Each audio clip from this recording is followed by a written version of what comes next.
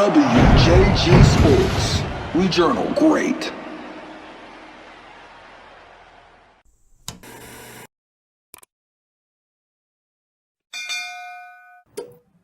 What's going on, everybody, man? This is Kyle Jones from WJG Sports. And you know what time of year it is? It's football season. It's right around the corner. So today, of course, I'm here. I'm going to be talking about previewing some football around the area. Now, of course, if you want to hear about my thoughts about specific teams, you're going to have to sign up to our YouTube members program in order to see them.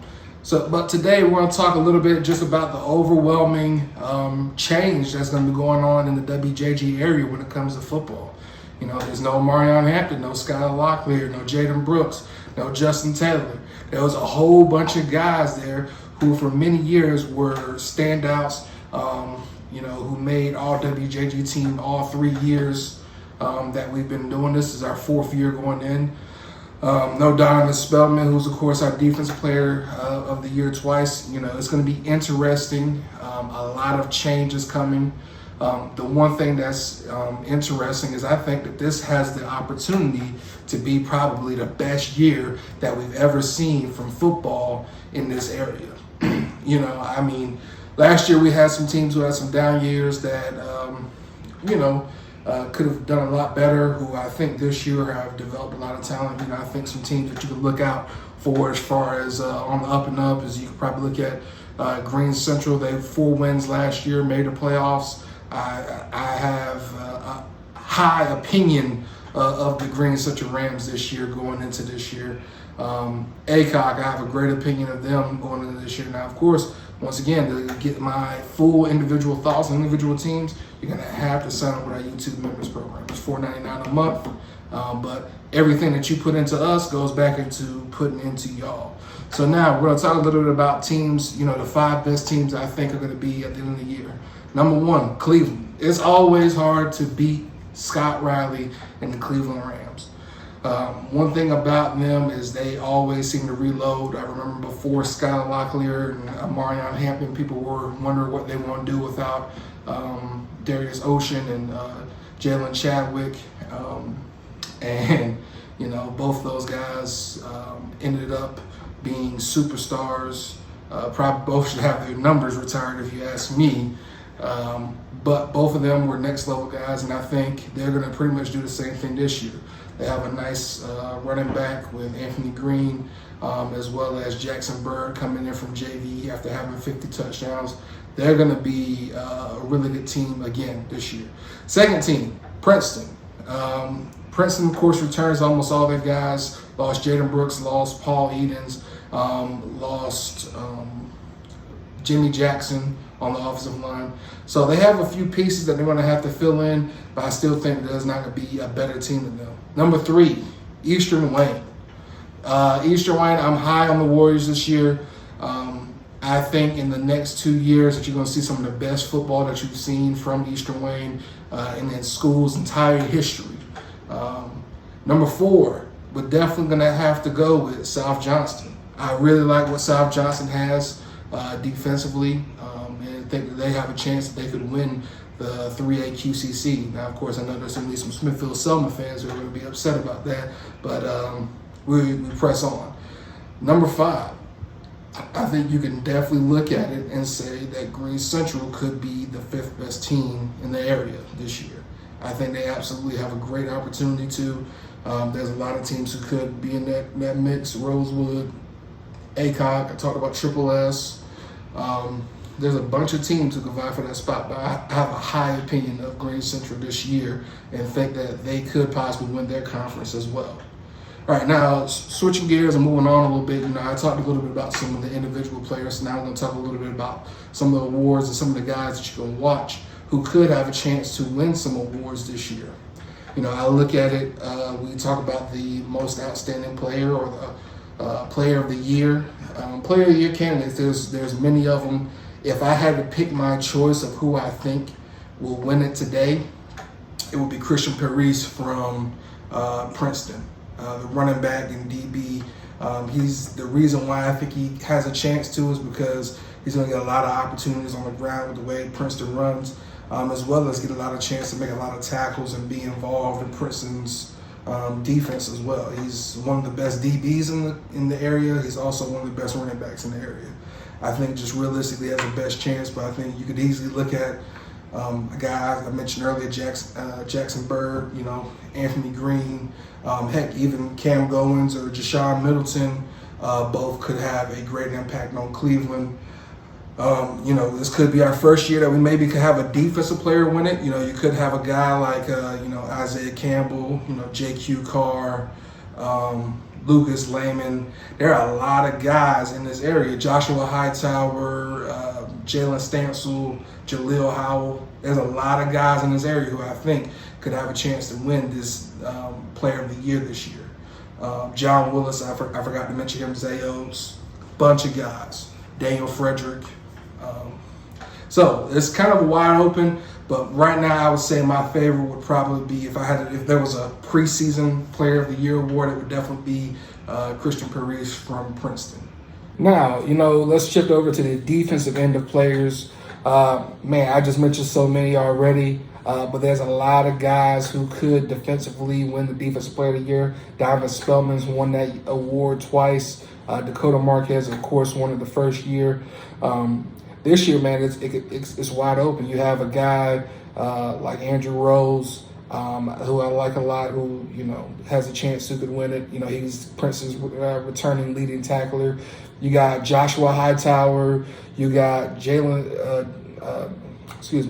Stanson and Jaleel Howell, both of them from Triple S, all three of them, who are coming back with a lot of tackles and a lot of tackles for loss who can win it. Defensively, Cleveland's always had a great defense, and this year I think it's going to be led by Isaac Piatek.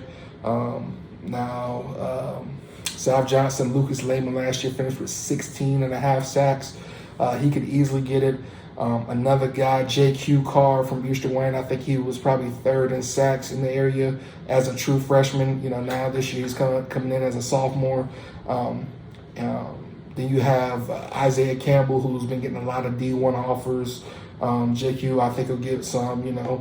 There's a lot of really great players who could make an impact. You look at Jamari Coppage at Green Central, he's their returning leading interceptor in the area as well. He could make a big difference. Really when it comes to defense, man, there's a lot of great players that you can look at. I would really think that, going into next year that we're going to have, like I said, I think we could easily have close to 7 or 8 teams who could be looking at a playoffs. Could be looking at 7 or 8 wins, and maybe as much as 10 or 11 that could be looking at, possibly a playoff spot, which I think would be the most I think we've ever had. I believe last year we had 10 that had it. So I think if you could get to 11, that'd be the most that we've ever been able to have in the playoffs at the same time. Now, let's shift over to the two-way players. Now, I talked about Jashawn Middleton. He plays a little bit of DB, but he also is a big impact in the special teams game.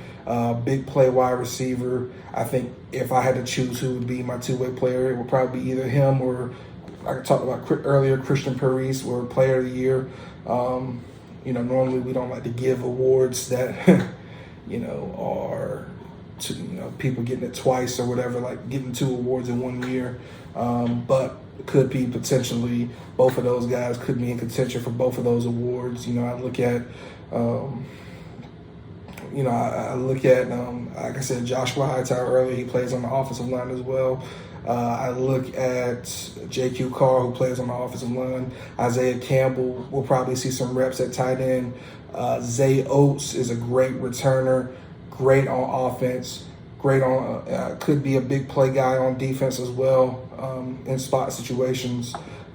John Willis will get some reps at cornerback as well as wide receiver.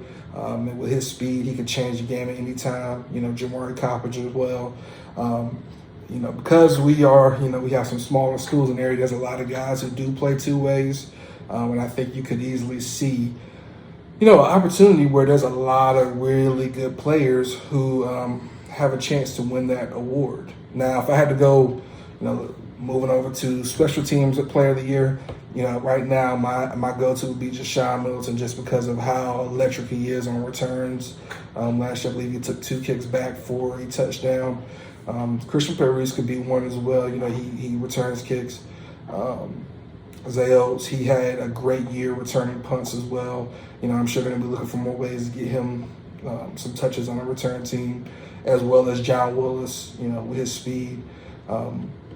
There's a lot of guys. There's a lot of guys in this area, man. I think this is the most spread out the talent has ever been in the WJG area.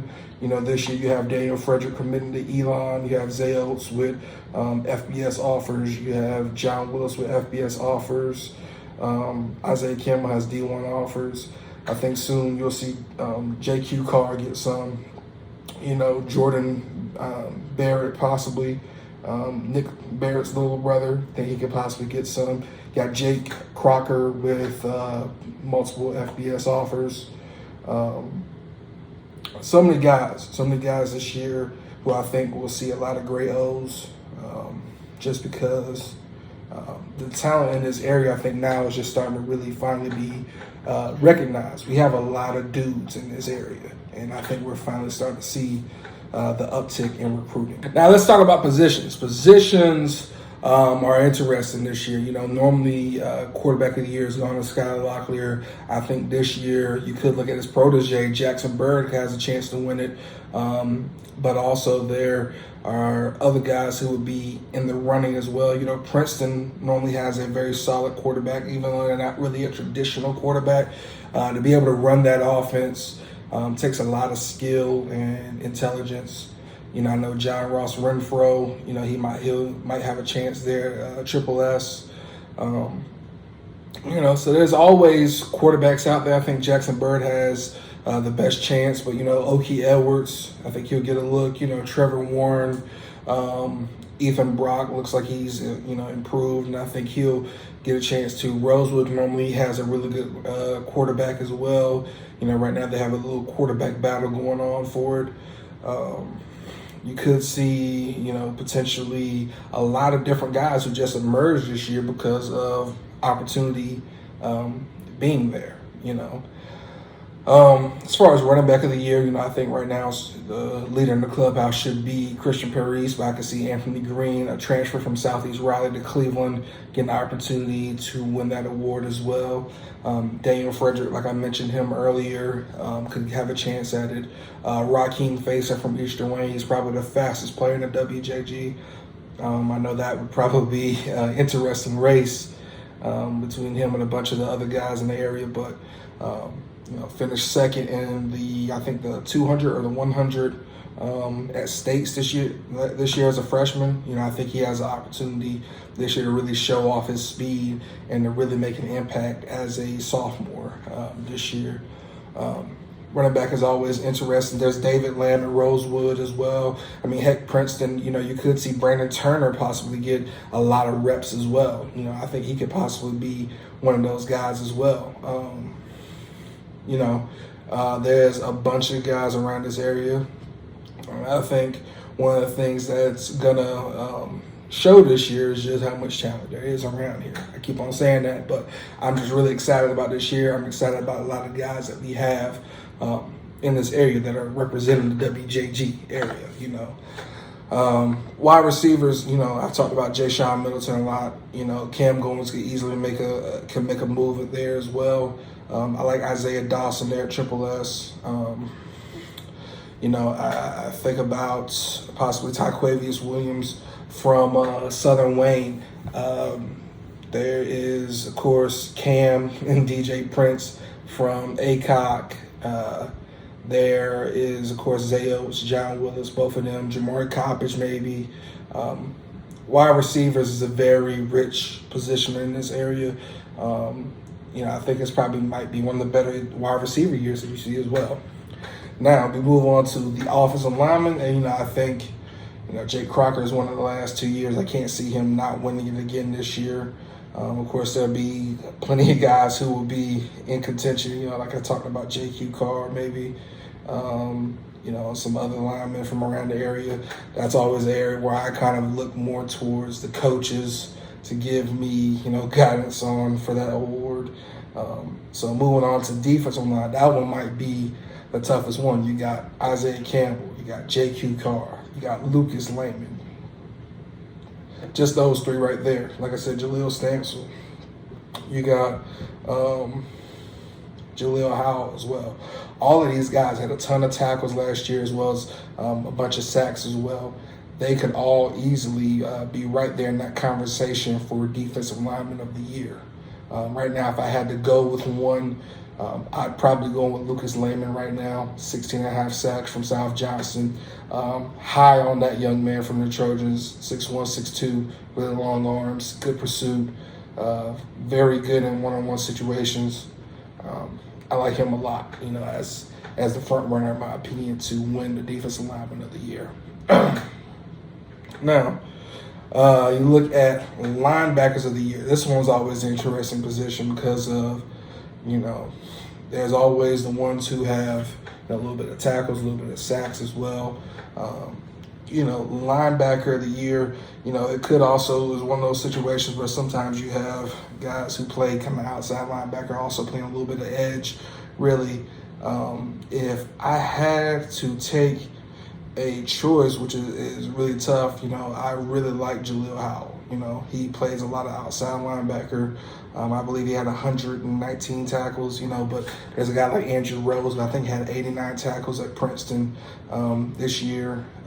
There's Leftwich from Goldsboro, who could possibly get a chance at that.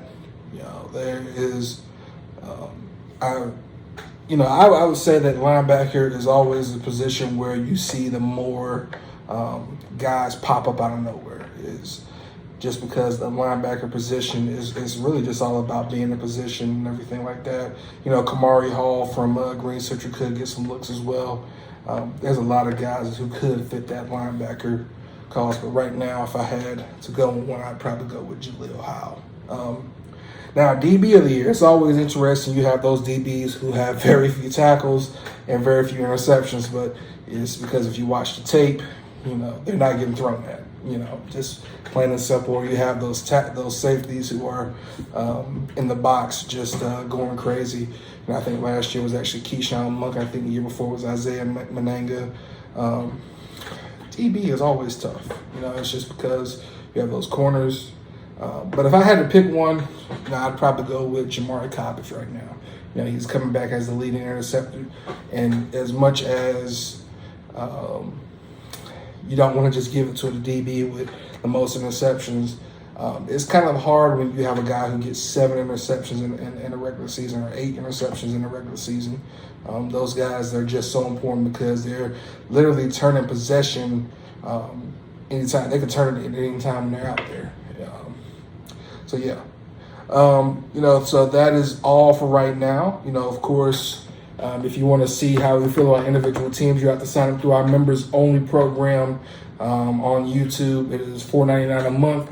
You'll be getting exclusive content every week, as well as getting the opportunity to tell us what games do you want us to see us at. Currently, right now, if you go on there, if you subscribe as a member, you'll see that there is a poll right there for what game you want to see us at the first week.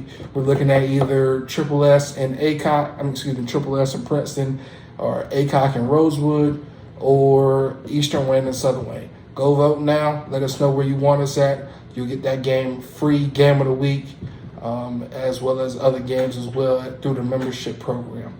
Thank you for watching, and make sure that you're subscribed to us on YouTube. You're following us on YouTube. on IG and Twitter as well. Like us on Facebook. We appreciate your support. WJG Sports Forever.